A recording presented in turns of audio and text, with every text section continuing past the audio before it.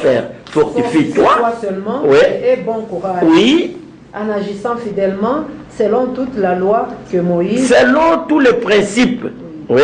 que Moïse, mon serviteur, t'a prescrit. Oui. Alors? Ne t'en détourne ni à Ni droite, à droite. ni à gauche. Oui. Afin de réussir dans tout ce que tu entreprendras. C'est à cette condition-là que tu réussiras à tout ce que tu entreprendras. Ça, c'est la foi, la parole. Continue au verset 8. Que ce livre de la loi ne t'éloigne point. Que la parole de Dieu, la foi, ne s'éloigne pas de ta bouche. Médite-le jour Et nuit. pour agir fidèlement selon tout ce qui est écrit. Et alors? Car c'est alors que tu auras du succès Oui. dans tes entreprises, c'est alors que tu réussiras. Voilà. Je ne sais pas si vous me comprenez bien. C'est alors que tu réussiras. Et si nous revenons maintenant en Jean 11, là vous prenez 39. Jean 11, 39. Oui. Jésus dit, ôte la pierre. Marthe, la sœur du mort, lui dit, Seigneur, il sent déjà, car il y a 4 jours qu'il est là. Ça c'est 39. Oui, ça c'est 39. Ah oui. 40. Oui. Jésus lui dit, n'étais-je pas dit que si tu crois, tu verras la gloire de Dieu?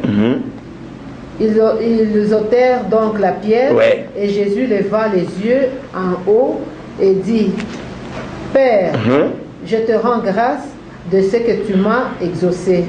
Et puis l'histoire est connue de tout le monde. Et après maintenant, Lazare ressuscita.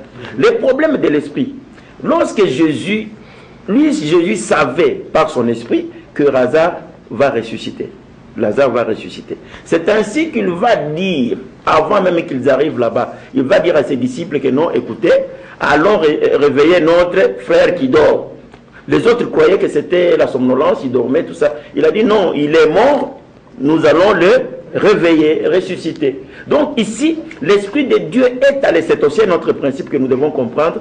Un homme de Dieu, il doit comprendre que l'Esprit, notre Esprit doit précéder, comme Dieu dit à Josué là, tout lieu qui foulera la plante de ton pied. C'est-à-dire, avant de fouler le pied là, sur le lieu, l'Esprit a déjà sondé, exploré le lieu. Possédé même. Même les païens, c'est comme ça. Avant d'acheter cette montre, c'est-à-dire, ton esprit a déjà vu, ta pensée a déjà accepté.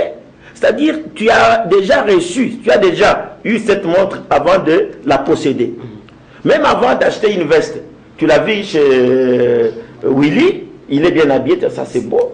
Alors, tu as envié, tu as estimé, tu as aimé, et maintenant tu vas chercher. C'est que dans ton esprit, l'esprit est déjà parti avant que le corps n'aille. Même pour prendre ces stylos, c'est ma pensée qui me dit, prends ces papiers, prends ces gobelets, va là, allume la télévision. C'est l'esprit qui m'envoie. Et après, le corps maintenant va descendre. C'est là où j'ai dit que c'est l'esprit qui précède la chair. C'est l'esprit qui voit et maintenant, après, le corps va descendre. L'esprit de Josué doit descendre d'abord sur place, contrôler le lieu et rentrer, donner l'information que c'est auquel tu peux descendre. C'est ça pour les étudiants. Et après, pour la croyance, c'est la même chose. Mais il y a des gens qui ont un esprit rebelle, un esprit qui ne donne pas l'information, l'esprit qui vagabonde, l'esprit qui dit n'importe quoi. Et l'esprit, est-ce qu'on peut l'éduquer? Oui, on peut éduquer, je vais y arriver, mais dans toutes les manières, ce que je voudrais dire est que vous pouvez voir dans le monde, comme le monde, les gens n'ont pas de principes, ils vivent comme les gens qui se réveillent le matin, circulent comme des tournesols, je fais ce que je vois, ce que je ne vois pas, je ne fais pas, ainsi de suite. Ils ne savent pas ce qu'ils vont faire. Mais il y a des principes. Il y a des principes qu'on doit maîtriser. Alors, si vous me dites par exemple que est-ce qu'on peut éduquer l'esprit? Oui, c'est normal, c'est biblique. C'est biblique. Je vais répondre par un verset. Prenez 1 Corinthiens, chapitre 14, verset 32. 1 Corinthiens 14, 32, nous lisons la parole de Dieu. Les esprits des prophètes sont soumis aux prophètes. Oui. Car Dieu... Ça va jusque-là. Les esprits, la pensée du prophète doit être soumis au prophète. La prophétie, c'est quoi? Prophète, c'est la bouche de Dieu. Alors, un prophète, moi, j'ai mon esprit, ma pensée. Alors cette pensée-là doit se soumettre à la parole de Dieu. Elle ne doit pas me dominer, ce sera un esprit rebelle. Les esprits, donc il faut les soumettre. Donc, quand on dit ça doit se soumettre, c'est une imposition. C'est qu'on peut dresser, on peut éduquer la pensée, on peut éduquer l'esprit. Voilà, Bishop, je crois que nous tendons déjà petit à petit vers la fin du temps imparti.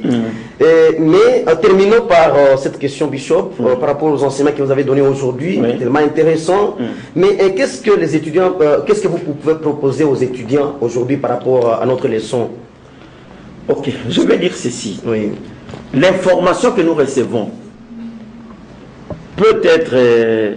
on peut recevoir une information. La pensée de l'homme peut être une information passée, une information présente, c'est-à-dire dans le média, ou une information future.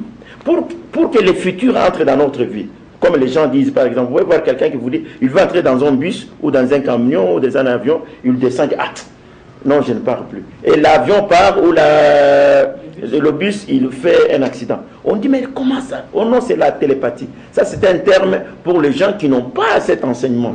Donc, c'est ainsi qu'on invente du n'importe quoi. Quand on voit on parle du loup, on voit ça que c'est la télépathie. Non, non, il n'y a pas tout ça. Il y a des principes qu'il faut maîtriser. C'est-à-dire, il faut que l'esprit de l'homme, là, voit l'avenir. Ton esprit doit te précéder.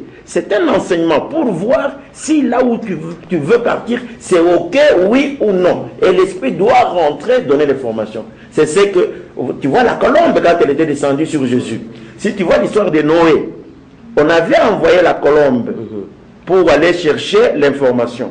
La colombe est rentrée, elle a donné l'information. C'est les signes, c'est l'exemple. Ça symbolise l'esprit de Dieu. On avait envoyé aussi le corbeau, qui est parti pour toujours. Il y a des esprits vagabonds comme ça, des esprits corbeaux, il sort, il s'embrouille, tu pars là, on t'arrête là-bas, les choses tombent, tu es toujours des surprises. Ah, si je le savais.